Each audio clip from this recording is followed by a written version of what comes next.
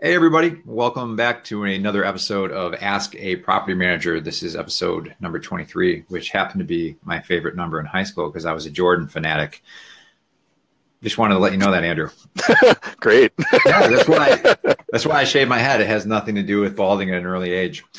And in this episode, we are going to be discussing contractors and 1099s. We're going to be talking about tenant applicants with criminal history and how to handle that. And lastly, we are going to be talking about water damage underneath kitchen sinks, bathroom sinks, and how to handle that and some preventative things that you can put into place. But before we get to that, Andrew, how about you just introduce yourself real quickly and let people know why you're the expert on these subjects? Sure. My name's Andrew Schultz. I work with a real estate brokerage, Realty Edge, here in the Western New York area. I'm an associate broker and also the director of property management. We manage about 120 doors across Buffalo and Western New York. It's an exciting time to be a resident of the city of Buffalo. Yes, it is. Eric, obviously, you've got your hoodie on there, your Buffalo Bills hoodie. For those of you that don't know, the Buffalo Bills are going to the playoffs for the first time in 17 years. Which is a very, very long time. We're both super excited about that. We were talking a little bit before the video started. We're super pumped to see the Bills go into the playoffs again for the first time in 17 years. So where? Eric, I just lost your audio. I can't hear anything you're saying.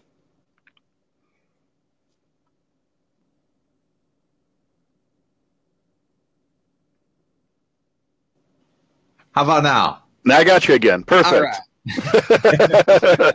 That was like that was the most awkward thing because you just disappeared off the screen on my phone. And I'm just like sitting there staring thinking, I hope he comes back because I don't know if anybody could actually hear my audio or not. So even if I sat here talking, who knows? So well, I was asking, where were you for the Bills game? I mean, maybe, all of our listeners probably don't care, but it matters a lot to us. It's been 17 years, people. 17 years. So it's a long time. Yeah.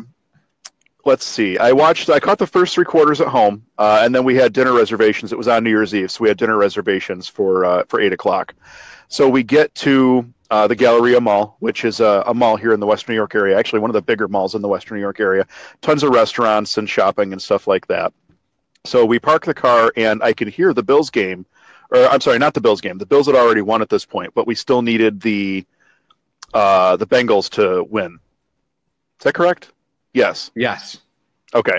We still needed the Bengals to win. So I could hear, we parked in the parking lot, but across from one of the restaurants, there's a valet stand.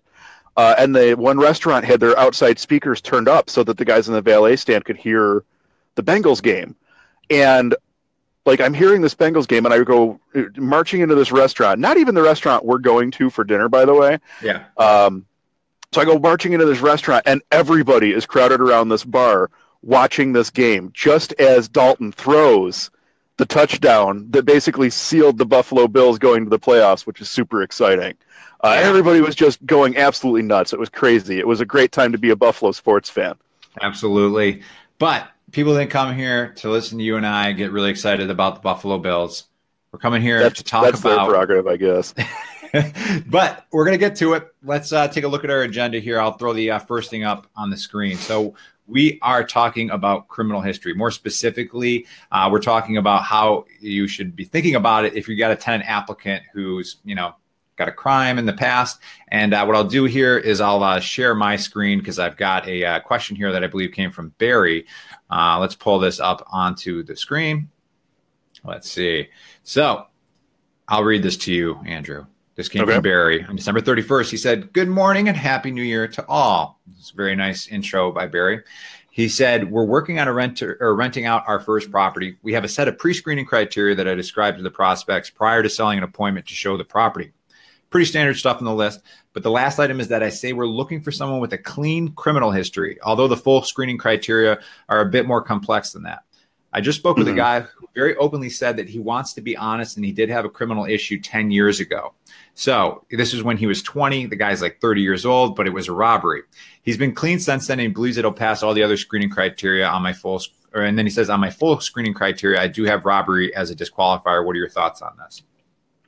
Okay. Well, it sounds like Barry actually has a pretty solid set of written rental criteria, which is nice. There's a lot of landlords that don't even have a set of written rental criteria. Yeah. And that's nice because he now has a basis. If he needs to disqualify someone, he can refer them back to those written guidelines. And this is why you didn't qualify. So Yep. that's kind of nice. That being said, there's a lot of factors that go into something like this.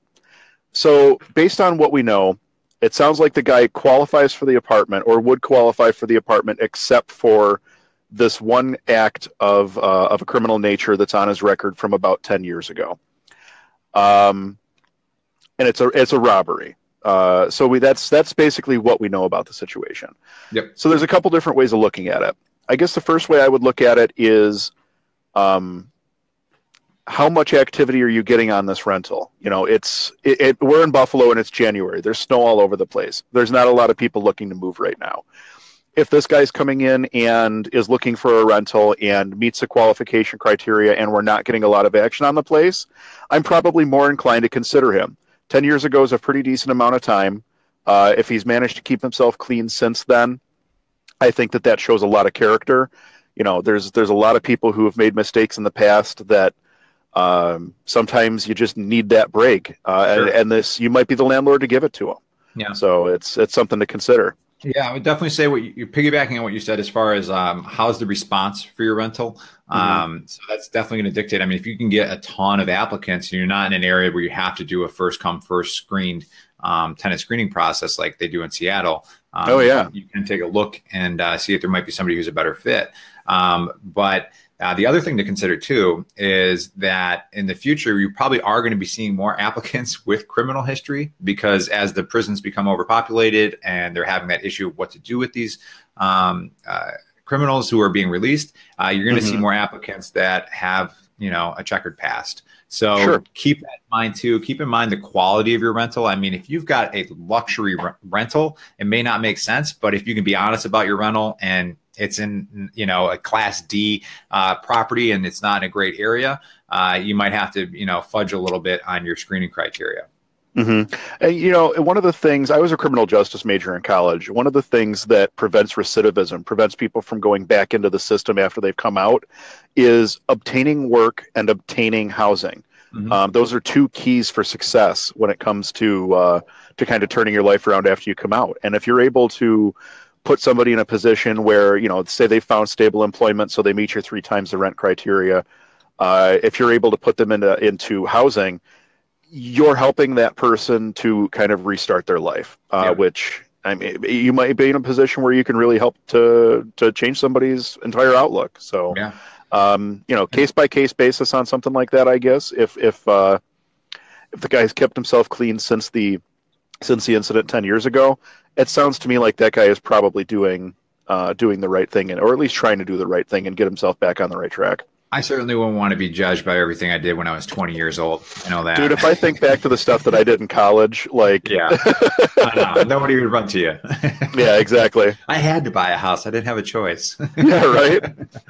But, yeah, another thing I'll mention, too, is we did a podcast with Isabel Shapiro from Peace Prince of Western New York. That's actually an organization that works with criminals who have been released from the prison system and helps them so that they don't become another statistic and end up back in prison. And they help them by, you have pretty much a case manager that helps them find work, find a rental to live in. So I'll put in the comments after this video is done, I'll put a link to that podcast because it's pretty interesting if that's something that, you know, kind of piques your interest as far as, you know, what to do with this problem of people leaving the prisons and not going back to the prisons immediately. Right, exactly. All right. So let's go to the next question, Andrew. We'll move this along. So let's take a look at our little agenda here.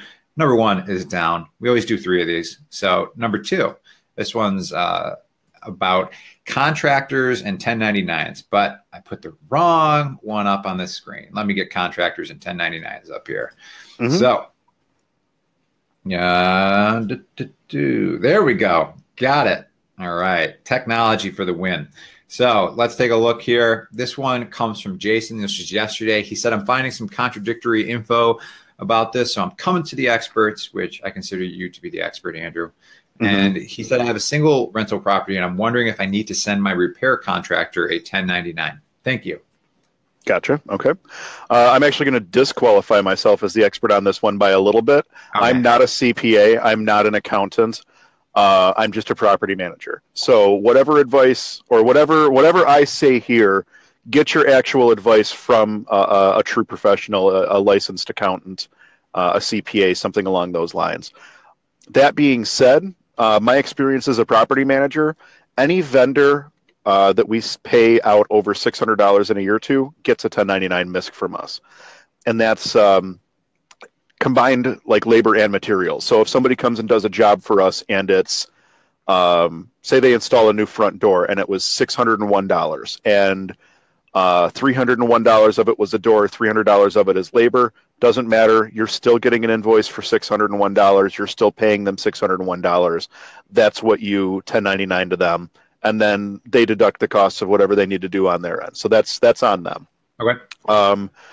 You don't have to issue a 1099 to suppliers. So like Home Depot, you don't have to send Home Depot a 1099. They don't want your 1099 form. No. My understanding, and I may or may not be correct on this, my understanding is you don't have to send a 1099 to anybody who is an S Corp or a C Corp. We send them anyway, I'd rather be safe than sorry. So we just issue them out anyway. As a matter of fact, we send them to Home Depot anyway. I don't care, but you don't have to. There's tons of little rules that go along with this, but generally speaking, to be on the safe side, anybody that you spend more than $600 with, go ahead and 1099 MISC them at the end of the year. So the easiest way to... Well, I think I might be stealing your thunder here. Do you have like a certain process that you have in place to make sure that this happens, like some sort of welcome packet or something like that? We do, yeah. So when a new contractor starts with us, we want to make sure that we get a copy of their liability insurance showing us as an additional insured. Mm-hmm. And when we do that, we also request their W-9 at the same time, which takes all of their, you get the company name, the company address, the tax ID number, or if it's an individual, you get the name, the address, the social security number, and that all gets recorded on your W-9 form. It's a free download from the IRS. It takes like 10 seconds to fill one of those forms out, and then you have that information come tax time. So it's best to protect yourself up front by getting that information, ahead of time. And actually, it's a really good idea to do that, because if a contractor ghosts you in the middle of a job or something like that, just completely disappears, at least you have the information so that you can report them for the tax purposes, even if they've disappeared. So that's because you have their social, or you have their tax ID number. That's what's getting reported to the government. So if they turn around and don't claim that income, that's on them, but it clears you. So that's my recommendation. Okay. 1099 forms do have to be issued by January 31st. So for 2017, your 1099s for 2017 need to be issued by January 31st, 2018. And then you also have to fill out what's called a 1096 form. That's the form that goes to the IRS that'll list all of your 1099s and the amounts that you paid out to those parties. So there's two pieces of paperwork that need to be filed there. Okay. That's very helpful. I know you said you're not an accountant, but you certainly are compared to me.